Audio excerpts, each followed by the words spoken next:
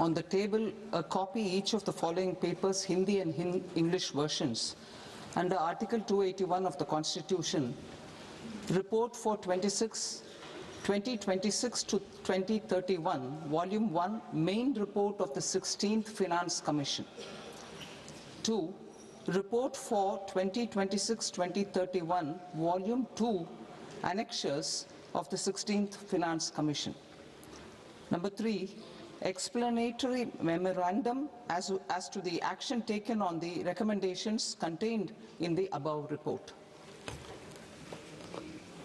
Item number 2, माननीय वित्त मंत्री Nirmala Sitharaman ji.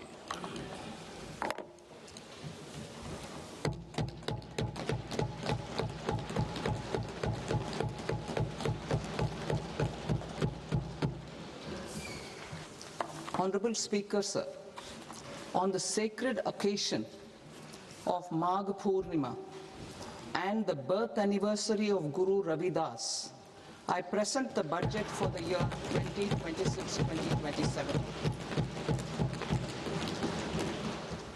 Since we assumed office 12 years ago, India's economic trajectory has been marked by stability, fiscal discipline, sustained growth, and moderate inflation.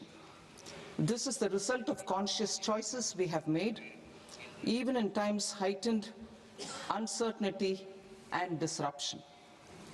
Our government, led by Honorable Prime Minister Modi, has decisively and consistently chosen action over ambivalence, reform over rhetoric, and people over populism.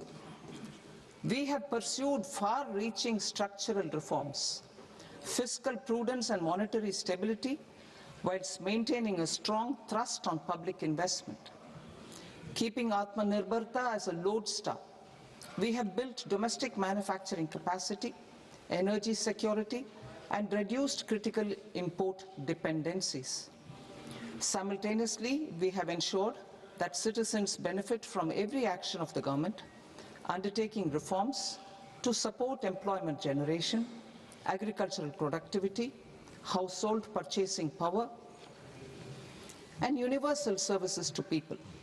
These measures have delivered a high growth rate of around 7% and helped us make substantial strides in poverty reduction and improvement in the lives of our people. Today, we face an external environment in which trade and multilateralism are imperiled and access to resources and supply chains are disrupted. New technologies are transforming production systems while sharply increasing demands on water, energy, and critical minerals. India will continue to take confident steps towards Vikasit Bharat, balancing ambition with inclusion. As a growing economy with expanding trade and capital needs, India must also remain deeply integrated with global markets, exporting more and attracting stable long-term investment. As I begin Part A, I want to express my gratitude to the people for standing firmly with us as we forge our way together towards becoming one of the largest economies of the world.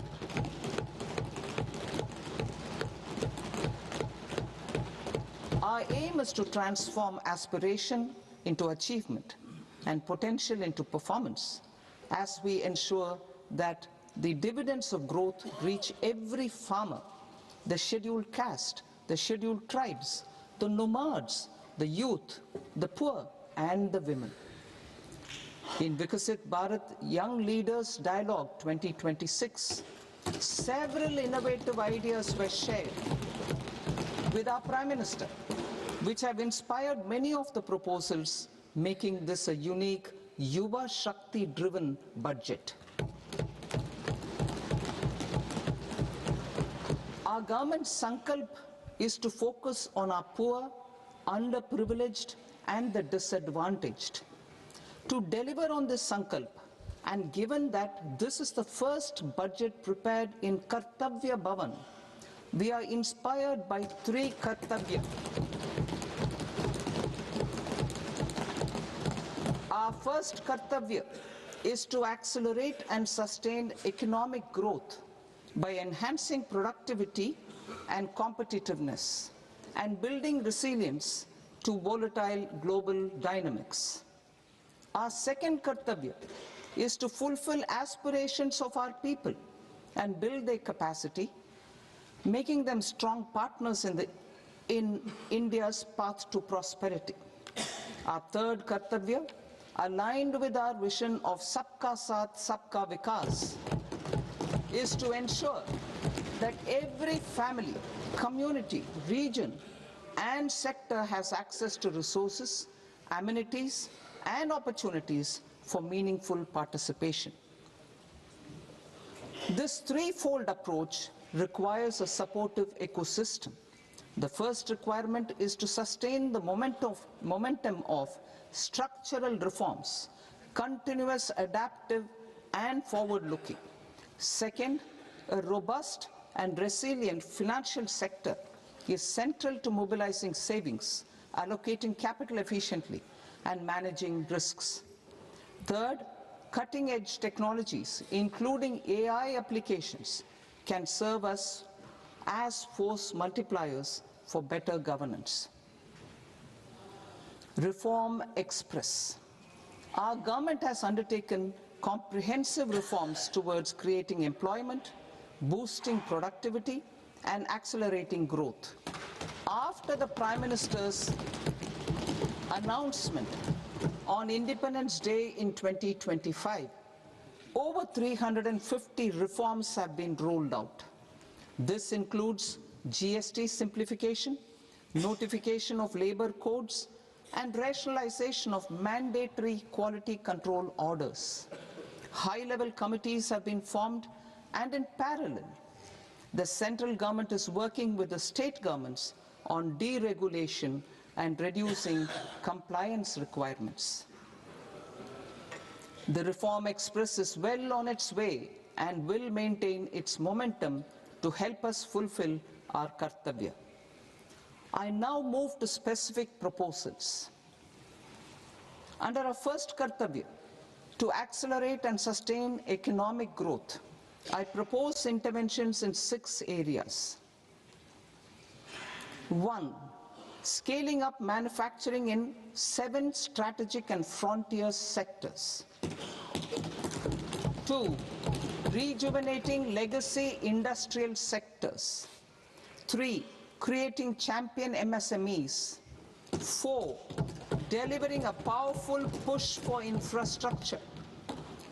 5. Ensuring long-term security and stability. And 6. Developing city economic regions. Scaling up of manufacturing in 7 strategic and frontier sectors. Biopharma Shakti, meaning biopharma strategy for health advancement through knowledge, technology and innovation. India's disease burden is observed to be shifting towards non-communicable diseases like diabetes, cancer and autoimmune disorders.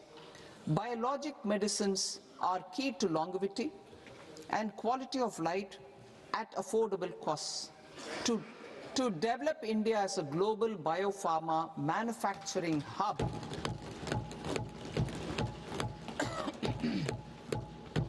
I propose the Biopharma Shakti with an outlay of 10,000 crores over the next 5 years. This will build the ecosystem for domestic production of biologics and biosimilars. The strategy will include a biopharma-focused network with 3 new national institutes of pharmaceutical education and research, popularly known as NIPERs, and upgrading 7 existing ones. It will also create a network of 1,000 accredited India clinical trials sites We propose to strengthen the Central Drug Standard Control Organization to meet global standards and approve timeframes through and approval timeframes through a dedicated scientific review cadre and specialists. India's Semiconductor Mission 1.0 expanded India's semiconductor sector capabilities. Building on this, we will launch ISM 2.0 to produce equipment and materials, design full-stack Indian IP, and fortify supply chains. We will also focus on industry-led research and training centers to develop technology and skilled workforce. The Electronics Components Manufacturing Scheme, launched in April 2025 with an outlay of 22,919 crores, already has investment commitments at double the targets. We propose to increase the outlay to 40,000 crores to capitalize on this momentum.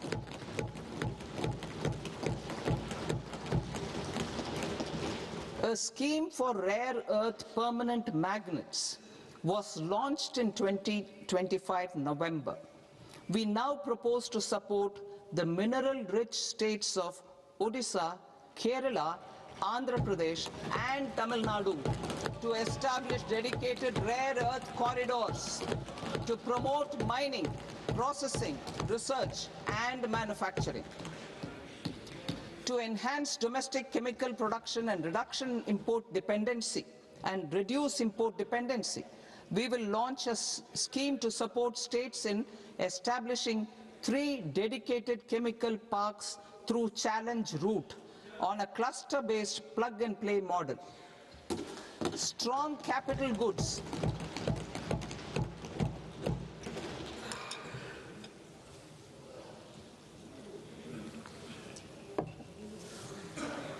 Strong capital goods capability is a determinant of productivity and quality across different sectors. Towards building this capacity, I propose the following. High-tech tool rooms will be established by central public sector enterprises at 2 locations as digitally enabled automated service bureaus that locally design, test and manufacture high-precision components at scale and at lower cost. 2. A scheme for enhancement of construction and infrastructure equipments will be introduced to strengthen domestic manufacturing of high value and technologically advanced CIE. This can range from lifts in a multi-storied apartment or firefighting equipment in multiplexes, large or small, and to tunnel boring equipments for building metros and high-altitude roads. I also propose a scheme for container manufacturing to create a globally competitive container manufacturing ecosystem with a budgetary allocation of 10,000 crores over a 5-year period. For the labor-intensive textile sector, I propose an integrated program with 5 subparts. 1. The National Fiber Scheme for self-reliance in natural fibers, such as silk, wool and jute, man-made fibers, and new-age fibers. Textile expansion and employment scheme to modernize traditional clusters with capital support for machinery, technology upgradation, and common testing and certification centers. 3. The National Handloom and Handicraft Program to integrate and strengthen existing schemes and ensure targeted support for weavers and artisans. Tex Eco Initiative to promote globally competitive and sustainable textiles and apparels. Samarth 2.0 to modernize the upgrade the textile skilling ecosystem through collaboration with industry and academic institutions. Further, I propose to set up mega textile parks in challenge mode They can also focus on bringing value addition to technical textiles. I propose to launch the Mahatma Gandhi Gram Swaraj initiative to strengthen khadi, handloom and handicrafts. This will help in global market linkage and branding. It will streamline and support training, skilling, quality of process and production. This will benefit our weavers, village industries, One District, One Product ODOP initiative and also our rural youth. India has the potential to emerge as a global hub for high quality, affordable sports goods. I propose a dedicated initiative for sports goods that will promote manufacturing, research and innovation in equipment design as well as material sciences. Rejuvenation of legacy industrial clusters. I propose to introduce a scheme to revive 200 legacy industrial clusters to improve their cost competitiveness and efficiency through infrastructure and technology upgradation. Creating champion SMEs and supporting micro enterprises. Recognizing MSMEs as a vital engine of growth, I propose a three-pronged approach to help them grow as champions. Equity support.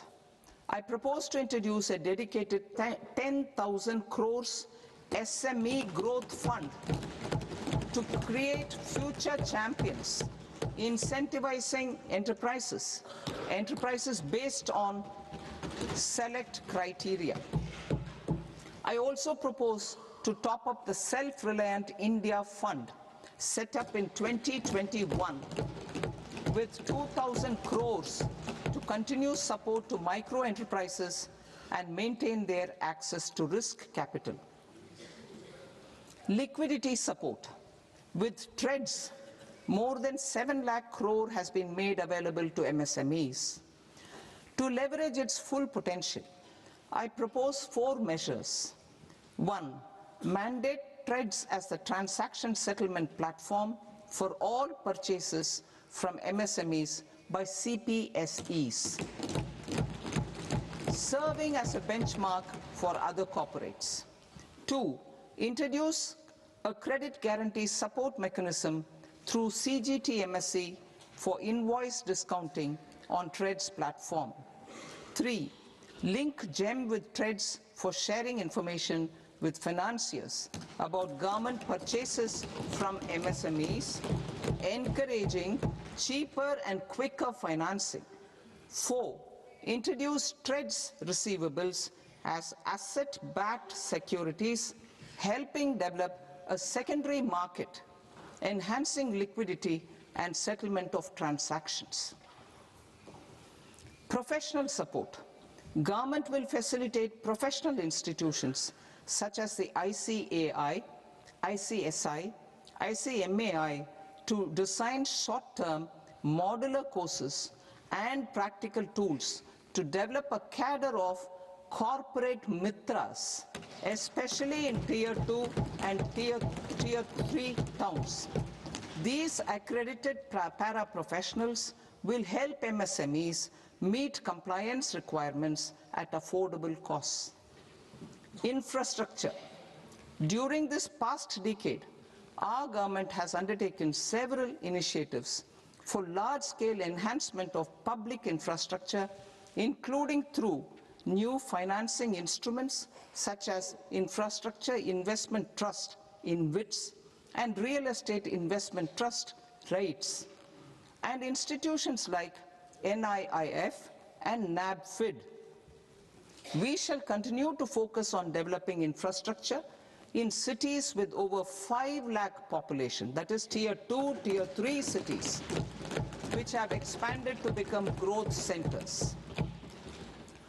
Public capital expenditure has increased manifold from 2 lakh crore in 2014-15 to an allocation of 11.2 lakh crore in BE 25-26. In this coming year, that is financial year 2026-27, I propose to increase it to 12.2 lakh crores to continue the momentum. To strengthen the confidence of private developers regarding risks during infrastructure development and construction phase, I propose to set up an infrastructure risk guarantee fund to provide prudentially calibrated partial credit guarantee to lenders. Over the years, RITES have emerged as a successful instrument for asset monetization. I propose to accelerate recycling of significant real estate assets of the CPSEs through the setting up of dedicated RITES. To promote environmentally sustainable movement of cargo, I propose to 1. Establish new dedicated freight corridors connecting Dankuni in the east to Surat in the west. Operationalize 20 new national waterways over the next 5 years. Starting with National Waterways 5 in Orissa to connect mineral-rich areas of Talcher and Angul and industrial centers like Kalinga Nagar to the ports of Paradeep and Dhamra. Training institutes will be set up as regional centers of excellence for development of required manpower for these waterways. This will benefit youth in the entire stretch of the waterways to train and acquire skills. Further, a ship repair ecosystem catering to inland waterways will also be set up at Varanasi and Patna. And C, launch a coastal cargo promotion scheme for incentivizing a modal shift from rail to road to increase the share of inland waterways and coastal shipping from 6% to 12% by 2047.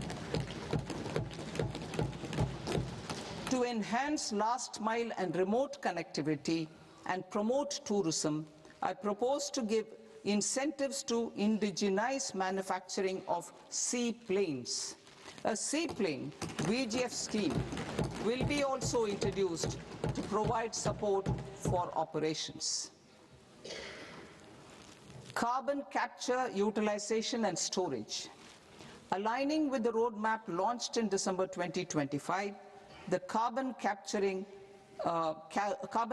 utilization and storage technologies at scale will achieve higher readiness and in end-use application across 5 industrial sectors, including power, steel, cement, refineries, and chemicals. An outlay of 20,000 crore is proposed over the next 5 years for this purpose. City economic regions. Cities are India's engines of growth, innovation, and opportunities. We shall now focus on Tier 2, Tier 3 cities, and even temple towns, which need modern infrastructure and basic amenities. This budget aims to further amplify the potential of cities to deliver the economic power of agglomerations by mapping city economic regions based on their specific growth drivers.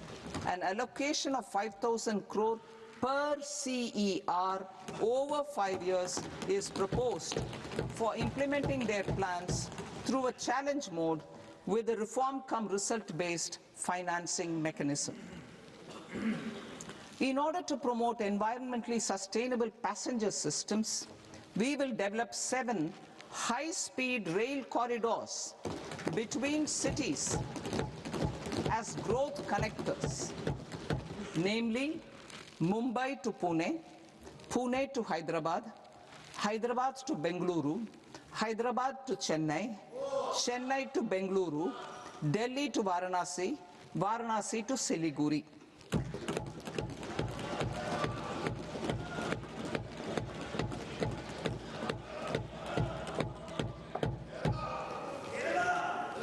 Financial sector. The Indian banking sector today is characterized by strong balance sheet, historic highs in profitability, improved asset quality, and coverage exceeding 98% of villages in the country. At this juncture, we are well placed to futuristically evaluate the measures needed to continue on the path of reform-led growth of this sector. I propose setting up a high-level committee on banking for Vikasit Bharat. High-level committee on banking for Vikasit Bharat to comprehensively review the sector and align it with India's next phase of growth, while safeguarding financial stability, inclusion, and consumer protection. The vision for NBFCs for Vikasit Bharat has been outlined with clear targets for credit disbursement and technology adoption in order to achieve scale and improve efficiency in the public sector NBFCs. As a first step, it is proposed to restructure the Power Finance Corporation and Rural Electrification Corporation. I propose a comprehensive review of the foreign exchange management non-debt instruments rules to create a more contemporary, user-friendly framework for foreign investments consistent with India's evolving economic priorities. Corporate bond market. I propose to introduce a market-making framework with suitable access to funds and derivatives on corporate bond indices. I also propose to introduce total return swaps on corporate bonds. Municipal bonds. To encourage the issuance of municipal bonds of higher value by larger cities, I propose an incentive of 100 crore rupees for a single bond issuance. 100 crore rupees for a single bond issuance of more than 1,000 crore. The current scheme under Amrit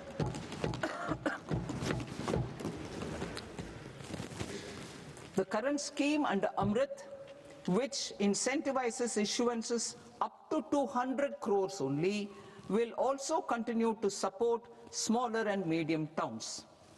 That will also continue to support the smaller and medium towns. Ease of doing business. Individual persons resident outside India, PROI, will be permitted to invest in equity instruments of listed Indian companies through the portfolio investment scheme. It is also proposed to increase the investment limit for an individual PROI under the scheme from 5% to 10%, with an overall investment limit for all individual PROIs to 24% from the current 10%. Emerging technologies including AI. 21st century is technology driven. Adoption of technology is for the benefit of all people. Farmers in the field, women in STEM, youth keen to upskill, and Divyangjan to access newer opportunities. The government has taken several steps to support new technologies through AI Mission, National Quantum Mission, Anusandhan National Research Fund, and Research and Development and Innovation Fund. Our second kartavya is to fulfill aspirations and build capacities. Close to 25 crore individuals have come out of multi-dimensional poverty through a decade of our government's sustained and reform-oriented efforts.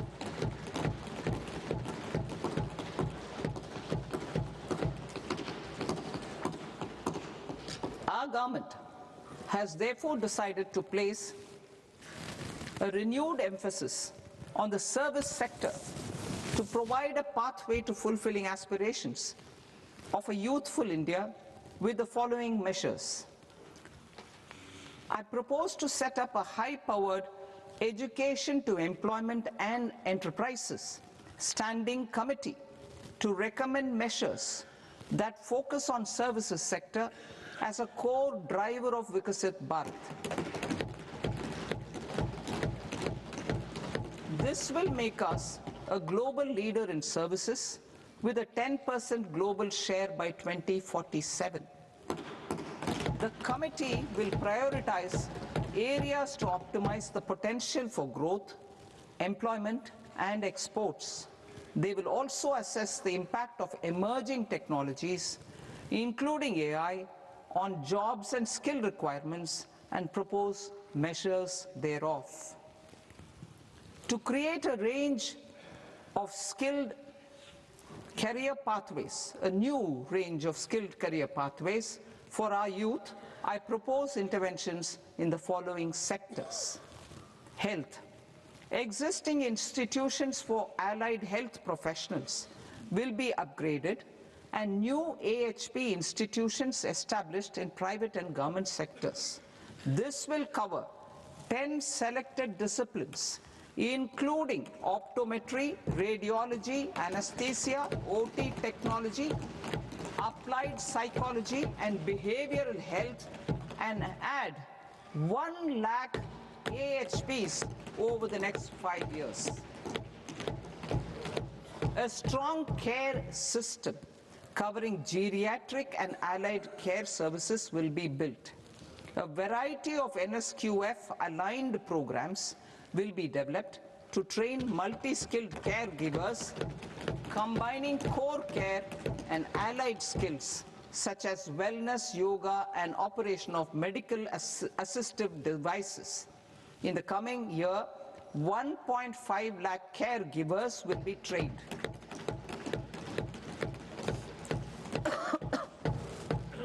Hubs for medical value tourism. To promote India as a hub for medical tourism services, I propose to launch a scheme to support states in establishing 5 regional medical hubs in partnership with the private sector. These hubs will serve as integrated healthcare complexes that combine medical, educational, and research facilities. They will have Ayush centers, medical value tourism facilitation centers, and infrastructure for diagnostics, post-care, and rehabilitation. These hubs will provide diverse opportunities, job opportunities for health professionals, including doctors and AHPs. Ancient Indian yoga, already respected in several parts of the world, was given a mass global recognition when Honorable Prime Minister took it to the UN. Post-COVID, Ayurveda gained a similar global acceptance and recognition. Exporting quality Ayurveda products helps farmers who grow the herbs and youth who process the products. To meet growing global demand, a few more steps are being taken. I propose to 1. Set up 3 new All India Institutes of Ayurveda. 2. Upgrade Ayush pharmacies and drug testing labs for higher standards of certification ecosystem and make available more skilled personnel. 3. Upgrade the WHO Global Traditional Medicine Center in Jamnagar to bolster evidence-based research, training, and awareness for traditional medicine. Animal husbandry. Livestock contributes to close to 16% of farm income, including of poor and marginal households. To scale up availability of veterinary professionals by more than 20,000, I propose to roll out a loan-linked capital subsidy support scheme for establishment of veterinary and para-veterinary colleges, veterinary hospitals, diagnostic laboratories, and breeding facilities in private sector. Collaboration between Indian and foreign institutions will also be facilitated. Orange economy. India's animation, visual effects, gaming and comics sector, ABGC sector, is a growing industry projected to require 2 million professionals by 2030. I propose to support the Indian Institute of Creative Technologies, Mumbai, in setting up ABGC content creator labs in 15,000 secondary schools all over the country and 500 colleges. The Indian design industry is expanding rapidly, and yet there is a shortage of Indian designers. I propose to establish, through Challenge Route, a new National Institute of Design to boost design education and development in the eastern region of India. Education. Our government will support states through Challenge Route in creating 5 university townships in the vicinity of major industrial and logistics corridors. These planned academic zones will host multiple universities, colleges and research institutions, skill centers and residential complexes. In higher education, STEM institutions, prolonged hours of study and laboratory work pose some challenges for girl students. Through VGF, Viability Gap Funding and capital support, one girls' hostel will be established in every district.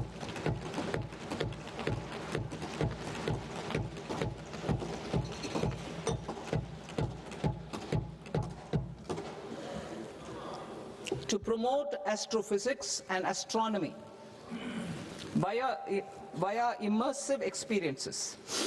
4 telescope infrastructure facilities will be set up or upgraded. The National Large Solar Telescope, the National Large Optical Infrared Telescope, the Himalayan Chandra Telescope, and the Cosmos 2 Planetarium. Tourism. The tourism sector has the potential to play a large role in the employment generation, forex earnings, and expanding the local economy. I propose to set up a National Institute of Hospitality by upgrading the existing National Council for Hotel Management and Catering Technology. It will function as a bridge between academia, industry, and government. I also propose a pilot scheme for upskilling 10,000 guides in 20 iconic tourist sites through a standardized, high-quality, 12-week training course in hybrid mode in collaboration with the Indian Institute of Management. A national destination digital knowledge grid will be established to digitally document all places of significance, cultural, spiritual, and heritage. This initiative will create a new ecosystem of jobs for local researchers, historians, content creators, and technology partners. India has the potential and opportunity to offer world-class trekking and hiking experience.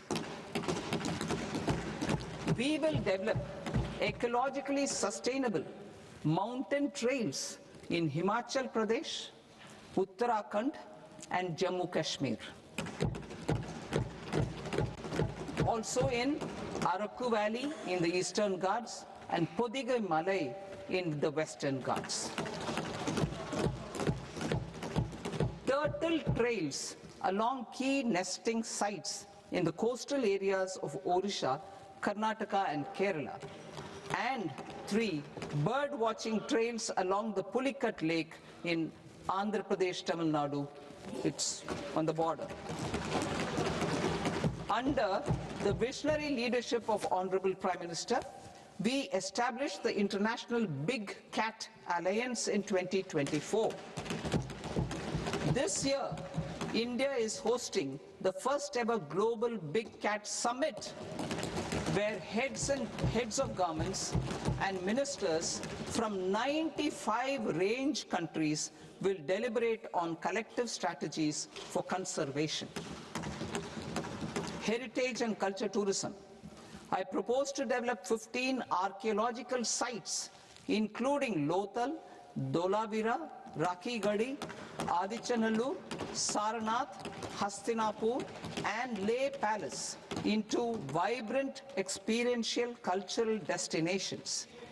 Excavated landscapes will be open to the public through curated walkways.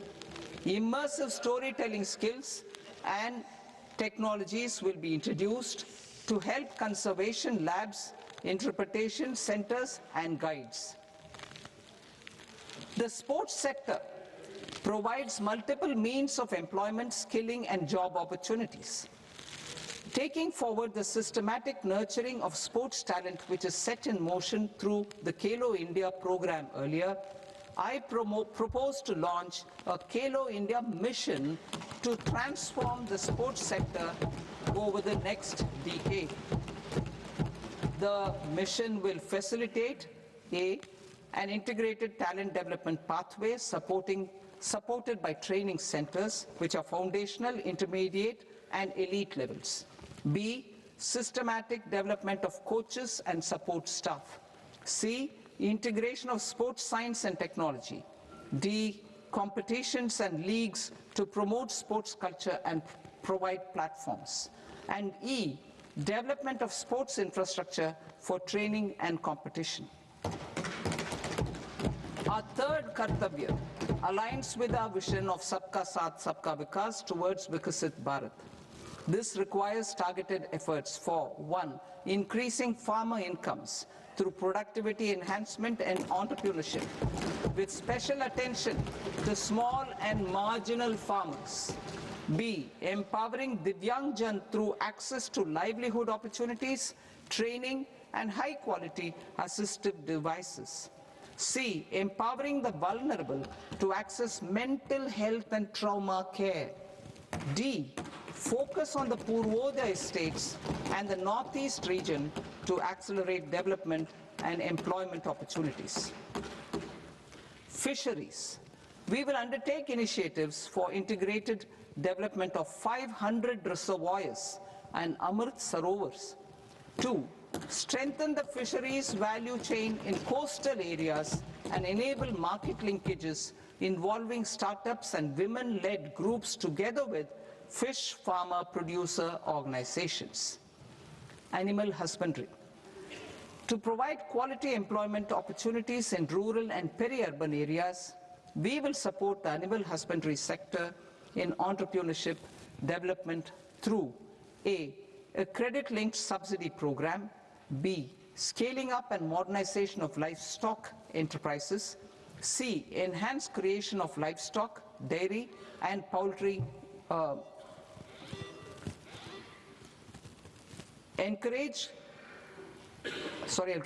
enhanced creation of livestock, dairy, and poultry-focused integrated value chains, and D, encourage creation of livestock farmer-producer organizations. High-value agriculture.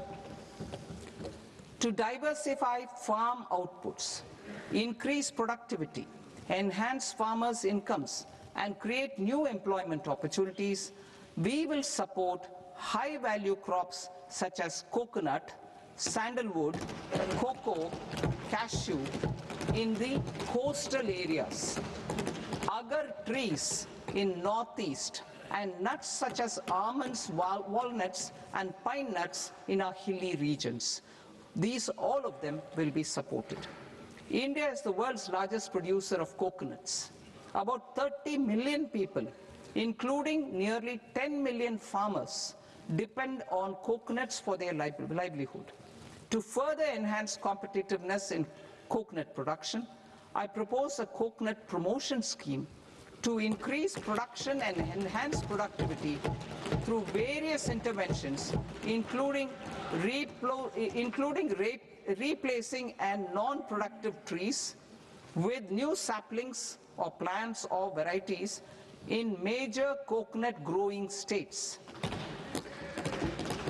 A dedicated program is proposed for Indian cashew and cocoa to make India self-reliant in raw cashew and coconut production and processing, enhance export competitiveness, and transform Indian cashew and Indian cocoa into premium global brands by 2030. Sandalwood. Sandalwood is closely linked to India's social and cultural heritage. Our government will partner with state governments to promote focused cultivation and post-harvest processing to restore the glory of the Indian sandalwood ecosystem, to rejuvenate old, low-yielding orchards, and expand high-density cultivation of walnuts, almonds, and pine nuts. We will support a dedicated program to enhance farmer incomes and in bringing value addition by engaging youth. Bharat Vistar, that is virtually integrated system to access agricultural resources. I propose to launch Bharat Vistar, a multilingual AI tool that shall integrate the AgriStack portals and the ICAR package on agricultural practices with AI systems. This will enhance farm productivity, enable better decisions for farmers, and reduce risk by providing customized advisory support. She Marts for rural women-led enterprises. Building on the success of Lakpati Didi program, I propose to help women take the next step from credit-linked livelihoods to being owners of enterprises. Self-help entrepreneur, She Marts will be set up as community-owned retail outlets within the cluster-level federations through enhanced and innovative financing instruments. Empowering Divyangjan. Divyangjan Kaushal Yojana. Information technology, AVGC sectors, hospitality and food and beverages sectors often offer task-oriented and process-driven roles which are suitable for Divyangjan. We will ensure dignified livelihood opportunities through industry-relevant and customized training specific to each Divyangjan group. Divyang Sahara Yojana. Timely access to high-quality assistive devices for all eligible Divyangjan is a fundamental need. I propose to 1. Support the Artificial Limbs Manufacturing Corporation of India, ALIMCO, to set up and to scale up production of assistive devices, invest in R&D and AI integration, strengthen PM Divyasha Kendras, and support setting up of assistive technology marts as modern retail style centers where Divyangjan and senior citizens can see, try and purchase assistive products. Reaffirming our commitment to mental health and trauma care. There are no national institutes for mental health care in North India. We will therefore set up a NIMHANS 2 and also upgrade national mental health institutes in Ranchi and in Tezpur as regional apex institutions. Emergencies expose families, particularly the poor and vulnerable, to unexpected expenditure.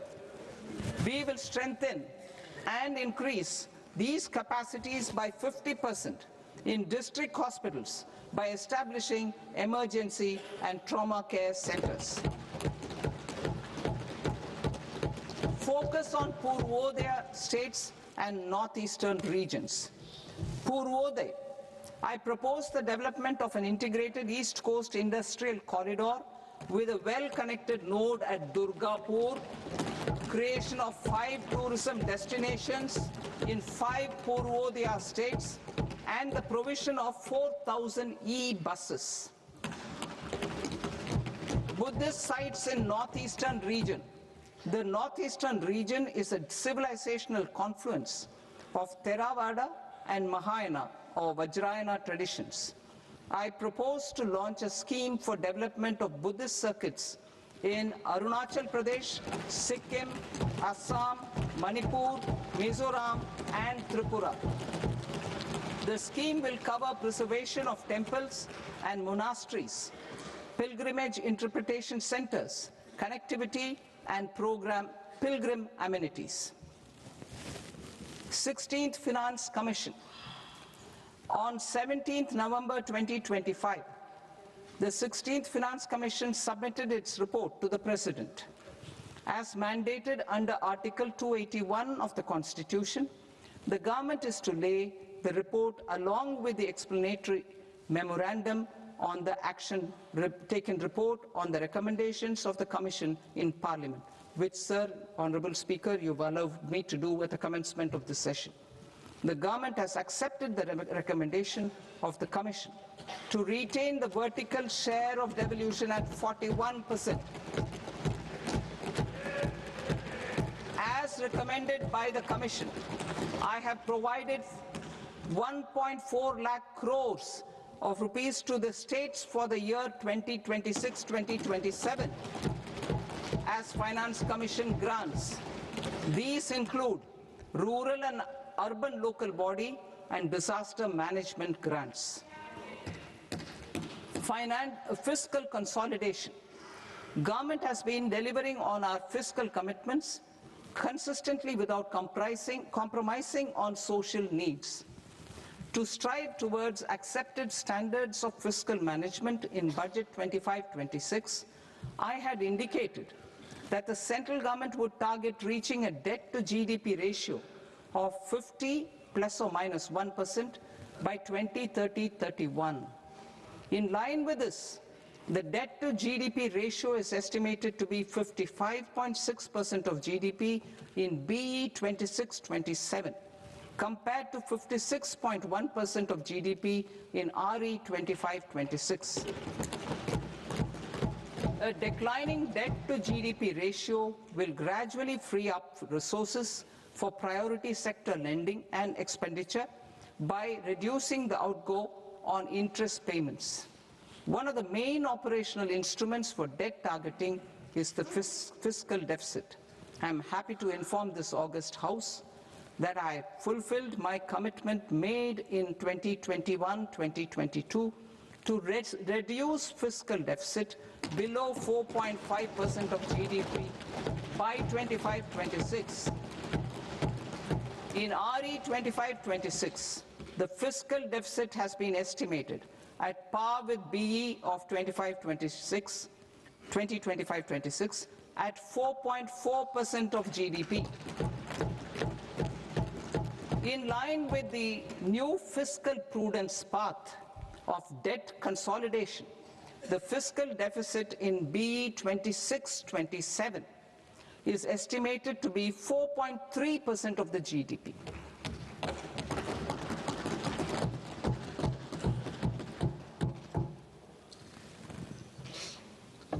The revised estimates of the non-debt receipts are 34 lakh crore rupees, of which the centre's net tax receipts are 26.7 lakh crore. The revised estimate of the total expenditure is 49.6 lakh crore rupees, of which the capital expenditure is about 11 lakh crores. Budget estimates 2026 to 2027. Coming to 26-27, the non-debt receipts and the total expenditure are estimated as 36.5 lakh crore and 53.5 lakh crore respectively. The centre's net tax receipts are estimated at 28.7 lakh crore rupees. To finance the fiscal deficit, the net market borrowings from dated securities are estimated at 11.7 lakh crore rupees. The balance financing is expected to come from small savings and other sources. The gross market borrowings are estimated at 17.2 lakh crore rupees. I'll now move to Part B. Part B, direct taxes.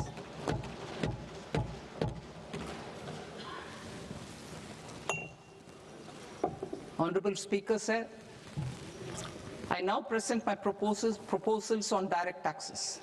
New Income Tax Act. In July 2024, I announced a comprehensive review of the Income Tax Act 1961. This was completed in a record time, and the Income Tax Act 2025 will come into effect from 1st April 2026. The simplified income tax rules and forms will be notified shortly, giving adequate time to taxpayers to acquaint themselves with its requirements. The forms have been redesigned such that ordinary citizens can comply without difficulty. Ease of living. I propose that any interest awarded by the Motor Accident Claims Tribunal to a natural person will be exempt from income tax, and any TDS on this account will be done away with. I propose to reduce TCS rate on the sale of overseas tour program package from the current 5% and 20% to 2% without any stipulation of amount. I propose to reduce TCS rate for pursuing education and for medical purposes under the Liberalized Remittance Scheme, popularly known as LRS, from 5% to 2%. Supply of manpower services is proposed to be specifically brought within the ambit of payment to contractors for the purpose of TDS to avoid ambiguity. Thus, TDS on these services will be at the rate of either 1% or 2% only. I propose a scheme for small taxpayers wherein a rule-based automated process will enable obtaining a lower or nil deduction certificate instead of filing an application with the assessing officer. For the ease of taxpayer holding securities in multiple companies, I propose to enable depositories to accept Form 15G or Form 15H from the investor and provide it directly to various relevant companies. I propose to extend time available for revising returns from 31st December to up to 31st March with the payment of a nominal fee. I also propose to stagger the timeline for filing of tax returns. Individuals with ITR 1 and ITR 2 returns will continue to file till 31st July, and non-audit business cases or trusts are proposed to be allowed time till 31st August. TDS on sale of immovable property by a non-resident is proposed to be deducted and deposited through resident buyers and his or her PAN-based challan instead of requiring a TAN, which is a temporary accounting number. To address practical issues of small taxpayers like students, young professionals, tech employees, relocated NRIs, and such others, I propose to introduce a one-time 6-month foreign asset disclosure scheme for these taxpayers to disclose income or assets below a certain size. This scheme would be applicable for two categories of taxpayers, namely A, who did not disclose their overseas income or assets, and B, who disclosed their overseas income and or paid due tax but could not declare the asset acquired. For category A, the limit of undisclosed income or asset is proposed to be up to 1 crore rupees. they need to pay 30% of fair market value of asset or 30% of undisclosed income as tax and 30% as additional income tax in lieu of penalty, and would thereby get immunity from prosecution. For category B, asset value is proposed to be up to 5 crore rupees. Here, immunity from both penalty and prosecution will be available with a payment of fee of 1 lakh rupees. Rationalizing penalty and prosecution. Multiplicity of proceedings are hindrance to the ease of doing business. I propose to integrate assessment and penalty proceedings by way of a common order for both. There will be no interest liability on the taxpayer on the penalty amount for the period of appeal before the first appellate authority, irrespective of the outcome of appeal process. Further, quantum of prepayment is being reduced from 20% to 10% and will continue to be calculated only on core tax demand.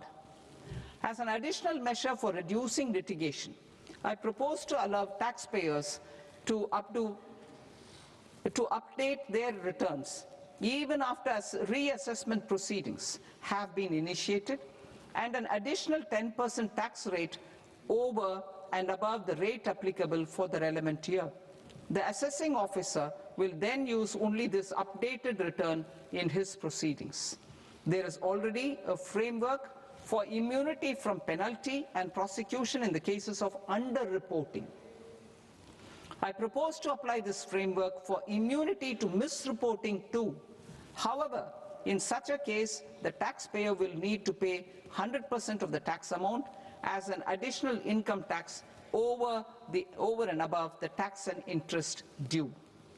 Penalties for certain technical defaults, such as failure to get accounts audited, non-furnishing of transfer pricing audit report, and fault in furnishing statement for financial transactions, are proposed to be converted into fee.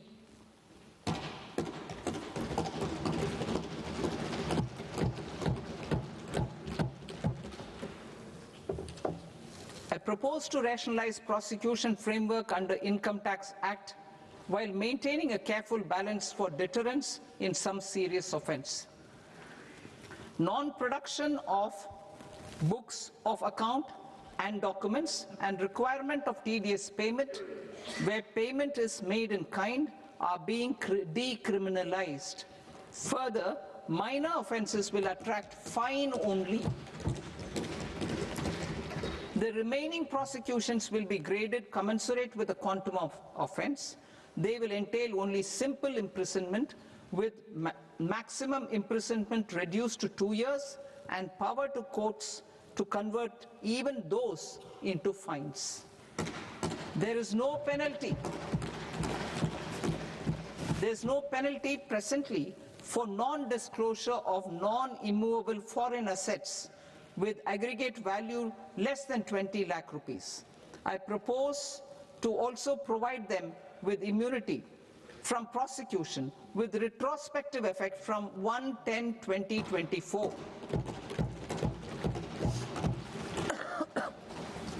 Cooperatives.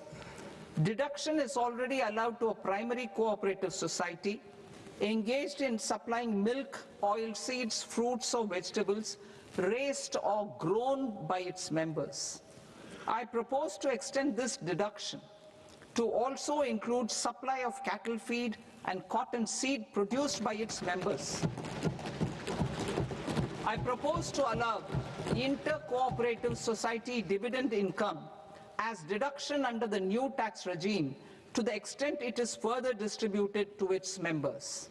I further propose to allow exemption for a period of 3 years to dividend income received by a notified national cooperative federation on their investments made in companies up to 31/1/2026. This exemption would be allowed only for dividends further distributed to its member cooperatives. Supporting IT sector as India's growth engine. India is a global leader in software development services, IT-enabled services, knowledge process outsourcing services, and contract R&D services relating to software development. These businesses and their segments are quite interconnected with each other.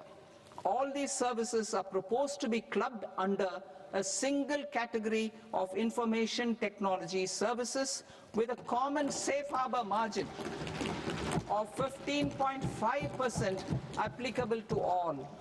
The threshold for availing safe harbor for IT services is being enhanced substantially from 300 crore rupees to 2,000 crore rupees.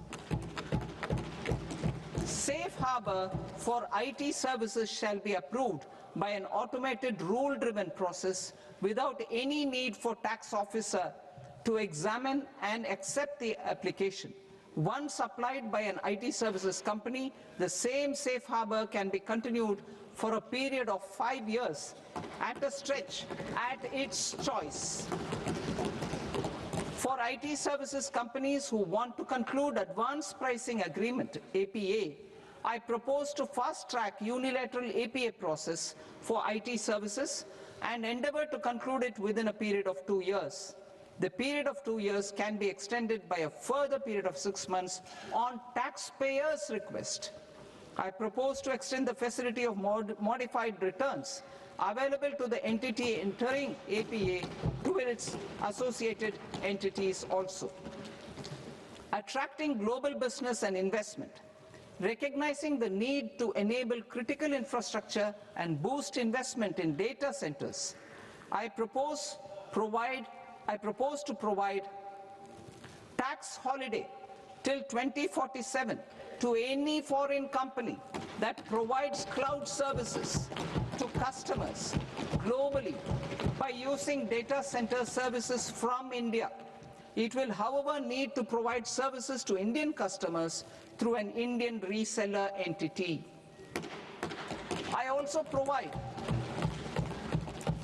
propose to provide a safe harbor of 15% on cost in case the company providing data center services from India is a related entity.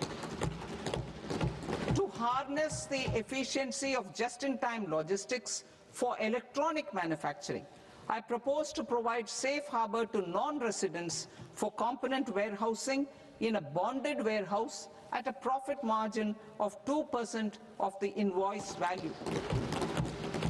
The resultant tax of about 0.7% will be much lower than in competing jurisdictions.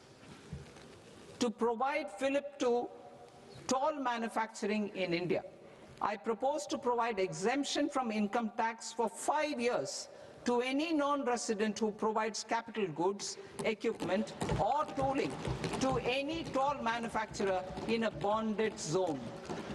To encourage vast pool of global talent to work in India for a longer period of time, I propose to provide exemption to global, non-India sourced income of a non-resident expert for a stay period of 5 years under notified schemes. I propose to provide exemption from minimum alternate tax, the MAT, to all non-residents who pay tax on presumptive basis. Tax administration. I propose to constitute a joint committee of Ministry of Corporate Affairs and Central Board of Direct Taxes for incorporating the requirements of income computation and disclosure standards, the ICDS, in the Indian Accounting Standards, IND AS itself. Separate accounting requirement based on ICDS will be done away with from the tax year 27-28. To support Prime Minister Modi's vision of homegrown accounting and advisory firms to become global leaders, I propose to rationalize the definition of accountant for the purposes of safe harbor rules. Other tax proposals. Change in taxation of buyback was brought in to address the improper use of buyback route by promoters. In the interest of minority shareholders, I propose to tax buyback for all types of shareholders as capital gains. However, to disincentivize misuse of tax arbitrage, promoters will pay an additional buyback tax. This will make effective tax 22% for corporate promoters. For non-corporate promoters, the effective tax will be 30%. TCS rate for sellers of specific goods, namely alcoholic liquor, scrap and minerals, will be rationalized to 2%, and that on tendu leaves will be reduced from 5% to 2%. I propose to raise the STT on futures to 0.05% from the present 0.02%. STT on options premium and exercise of options are both proposed to be raised to 0.15% from the present rate of 0.1% and 0.125% respectively. We reformed the taxation landscape for corporates in 2019 by providing them a simplified regime with lower tax rate so that they could productively focus on business rather than on claim of deductions and exemptions. To encourage companies to shift to the new regime, set off of brought forward MAT credit, minimum alternate tax credit, is proposed to be allowed to companies only in the new regime. Set off using available MAT credit is proposed to be allowed to an extent of 1/4 of the tax liability in the new regime. MAT is proposed to be made final tax, so there will be no further credit accumulation from 1st April 2026. In line with this change, the rate of final tax is being reduced to 14% from the current MAT rate of 15%. The brought forward MAT credit of taxpayers accumulated till 30th March 2026 will continue to be available to them for set-off as above. Indirect taxes. I shall now take up proposals related to indirect taxes.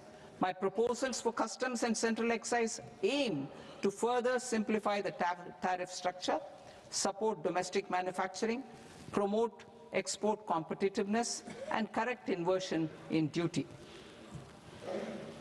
To continue weeding out long continuing customs duty exemptions, I propose to remove certain exemptions on items which are being manufactured in India or where the imports are negligible.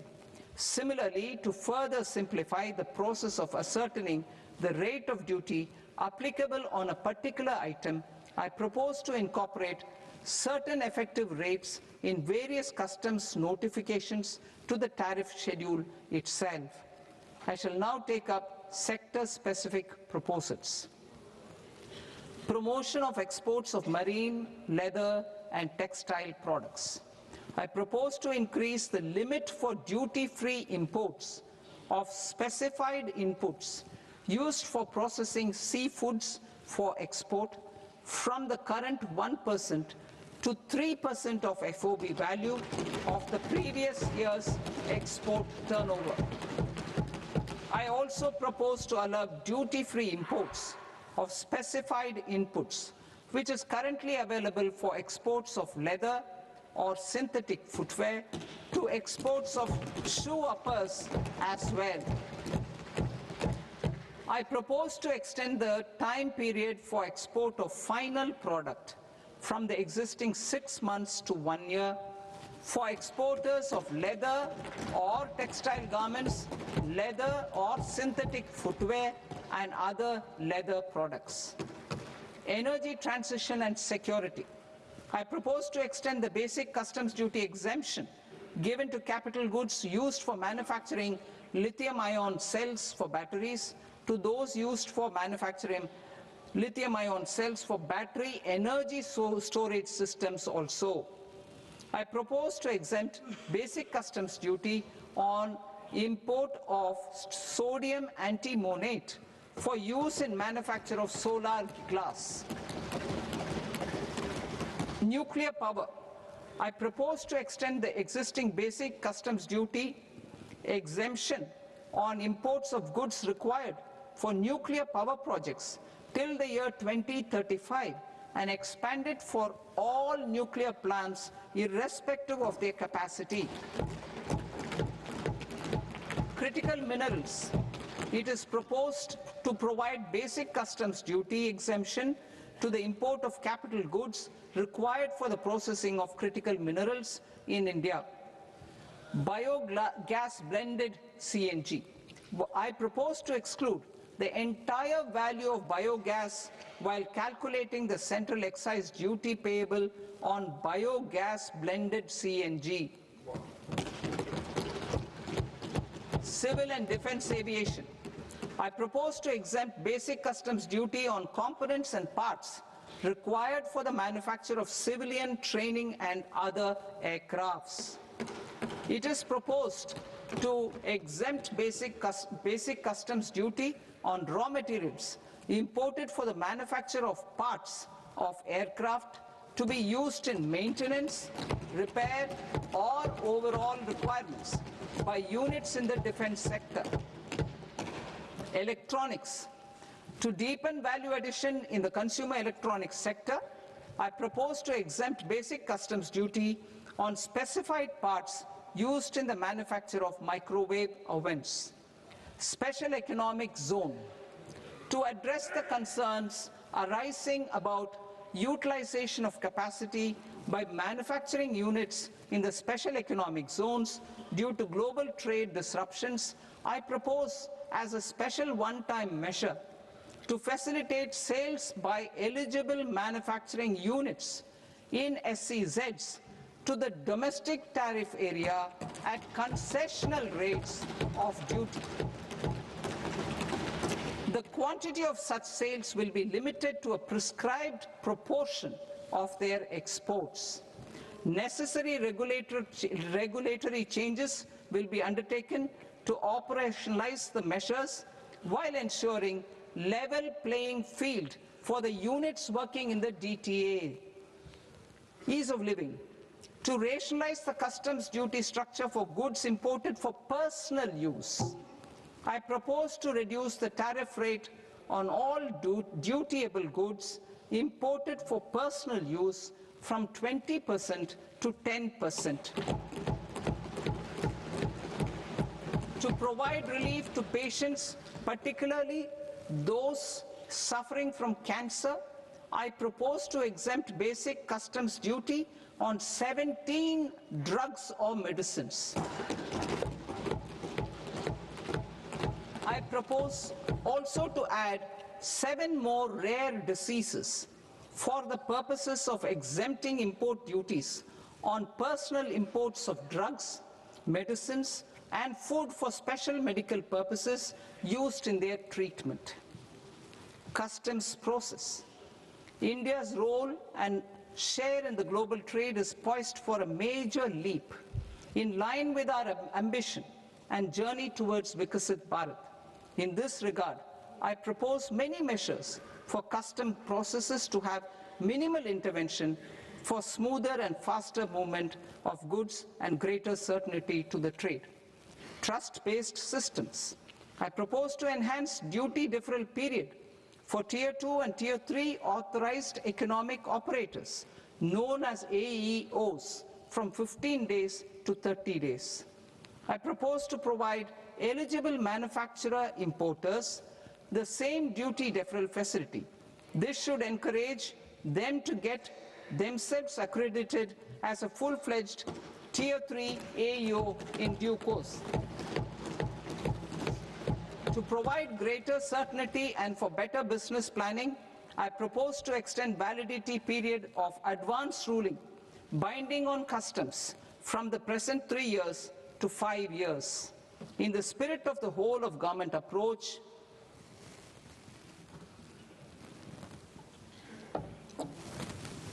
Government agencies will be encouraged to leverage AEO accreditation for preferential treatment in clearing their cargo. Regular importers with trusted long-standing supply chains will be recognized in the risk system so that the need for verification of their cargo every time can be minimized. Export cargo using electronic sealing. Export cargo using electronic sealing will be provided through clearance from the factory premises to the ship. For import of goods not needing any compliance, filing of bill of entry by a trusted importer and arrival of goods will automatically notify customs for completing their clearance formalities. This will enable goods to be released immediately on arrival. The customs warehouse framework will be transformed into a warehouse operator-centric system with a self-declarations, electronic tracking, and risk-based audit. These reforms will move away from the current system of officer-dependent approvals and reduce transaction delays and compliance costs. Ease of doing business. Approvals required for cargo clearance from various government agencies will be seamlessly processed through a single and interconnected digital window by the end of the financial year. Processes involved in clearance of food, drugs, plant, and animal and wildlife products, accounting for about 70% of interdicted cargo, will be operationalized on this system by April 2026 itself.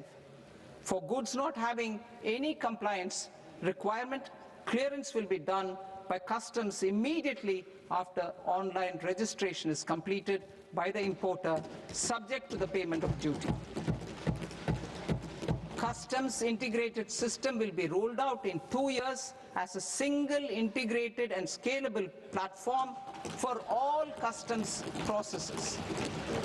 Utilization of non-intrusive scanning with advanced imaging and AI technology for risk assessment will be expanded in a phased manner with the objective to scan every container across all the major ports. New export opportunities to support Indian fishermen to fully harness the economic value of marine resources beyond our territorial waters. The following measures will be taken. A.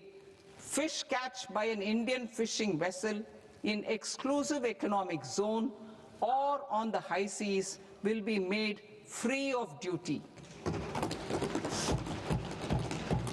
Landing of such fish on foreign port will be treated as export of goods. Safeguards will be put in place to prevent misuse during fish catch, transit, or transshipment.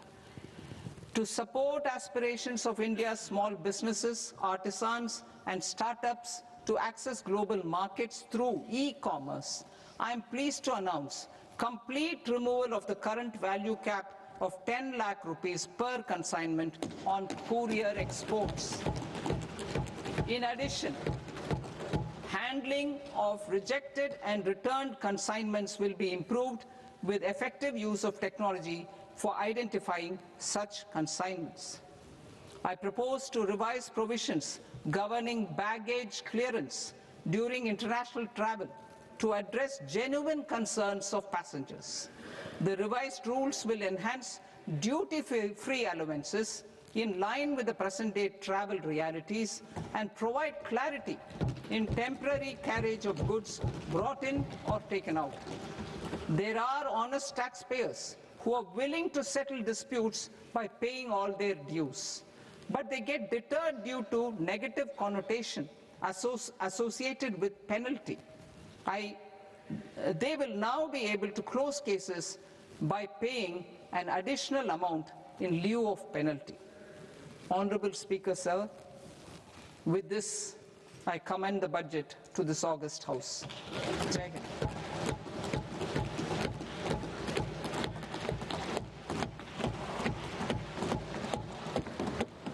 1.5 hours. Item number 3 माननीय वित्त मंत्री जी।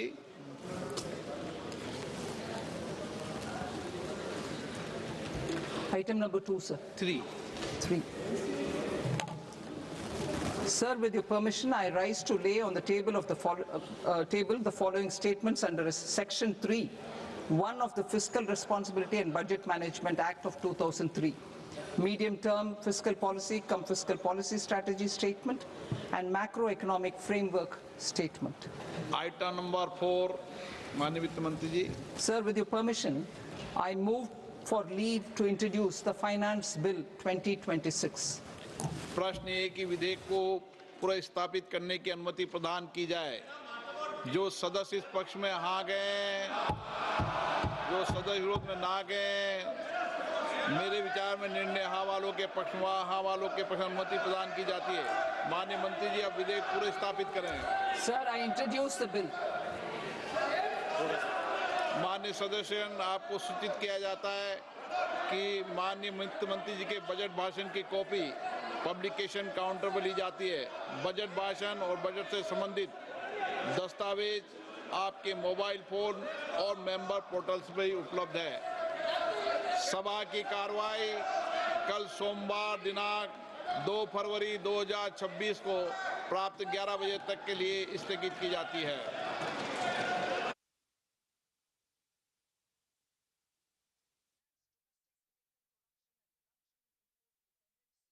बड़ी खबर आपको बता दें कि budget 2026 इस समय पेश किया जा चुका है और इसमें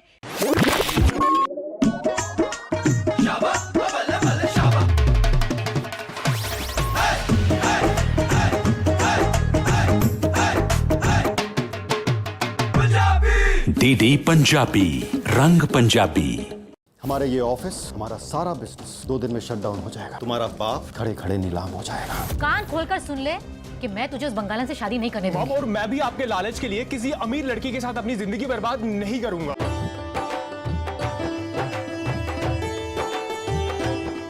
जिम चले? क्या? जब तुम मुझे पहली डेट पर जॉगिंग के लिए लेकर जा सकते हो तो सुहाग रात पर जिम तो बनता है ना। चिम्मी की बच्ची। और आज तो इस दुल्हन के जोड़े में तुम्हारी ये झलक मुझे सारी जिंदगी याद रहेगी। सोमवार से शुक्रवार रात 11:30 बजे डीडी नेशनल पर। बाल मजदूरी हटाओ, देश ਦੇ ਵਿਕਾਸ ਵਿੱਚ ਯੋਗਦਾਨ ਪਾਓ। ਬੱਚਿਆਂ ਨੂੰ ਹੁਣ ਪੜਾਈਏ, ਮਿਲ ਕੇ ਬਾਲ ਮਜ਼ਦੂਰੀ ਹਟਾਈਏ। बचपन बचाओ, बाल मजदूरी हटाओ। हाले करनी है पढ़ाई, अजे नहीं करनी कमाई। ਬੱਚਿਆਂ ਦਾ ਉਜਵਲ ਭਵਿੱਖ ਬਣਾਓ, ਬਾਲ ਮਜ਼ਦੂਰੀ ਹਟਾਓ। ਬਾਲ ਮਜ਼ਦੂਰੀ ਸਭ ਤੋਂ ਵੱਡਾ ਅਪਰਾਧ ਹੈ।